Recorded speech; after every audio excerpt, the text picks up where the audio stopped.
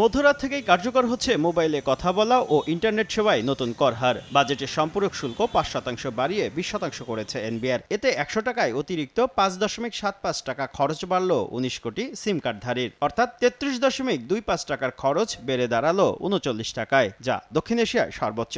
পাকিস্তান না হয় একটা দেউলিয়া রাষ্ট্র, সে না হয় ট্যাক্স বৃদ্ধি করলো, কিন্তু আমাদের যেহেতু একটু স্মার্ট বাংলাদেশের বিনির্মাণের একটি লক্ষ্য গোল আছে, যেটা সরকার করতে চাচ্ছে, আপনি যদি সবাইকে কানেক্টিভিটির মধ্যে না আনতে পারেন তাহলে কিন্তু এটা এই স্মার্ট বাংলাদেশ হবে না। মোবাইল অপারেটররা বলছে সম্পূরক শুল্ক ৫% বাড়ায় বছরে প্রায় ১,৫০০ কোটি টাকার বাড়তি রাজস্ব পাবে সরকার। তবে কর আরোপ না করেও এর চেয়ে বেশি রাজস্ব পেত এনবিআর। বর্তমানে ব্রডব্যান্ড ও মোবাইল মিলিয়ে একজন গ্রাহক মাসে গড়ে ৬.৫ জিবি ডাটা ব্যবহার করেন, যেখানে পার্শ্ববর্তী দেশ ভারতে মাসে একজন গ্রাহক ব্যবহার করেন প্রায় ১৭ জিবি ডাটা।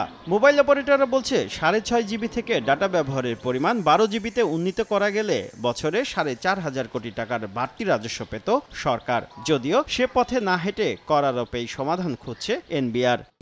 নগদে ৫০০ টাকা বা তার বেশি পেমেন্টে পেতে পারেন ঢাকায় জমিসহ ২০ কোটি টাকার পুরস্কার। আমার এখানে ৬.৫ জিবি যে আপনার কনজাম্পশন হয়, তার মানে হচ্ছে আমার এখানে একটা বড় অপরচুনিটি আছে। আমরা এই অপরচুনিটিকে প্রথমেই কিল করে দিচ্ছি। ১০০ থেকে ৫৬ টাকা যদি আমরা এখান থেকে কমিয়ে ফেলতে পারতাম তাহলে কিন্তু ক্রয় ক্ষমতাটা বাড়তো, তাদের কন্ট্রিবিউশনটা বাড়তো, আমরা আরও প্রান্তিক জনগোষ্ঠীকে আমরা আমাদের ডিজিটাল কানেক্টিভিটির মধ্যে আনতে পারতাম। অপারেটর সূত্র বলছে বছরে প্রায় ৩২,০০০ কোটি টাকা আয় করে সেবাদাতা ৪ প্রতিষ্ঠান। এর মধ্যে প্রায় ১২,০০০ কোটি টাকা আসে ইন্টারনেট থেকে। শুভ খান, সময় সংবাদ, ঢাকা।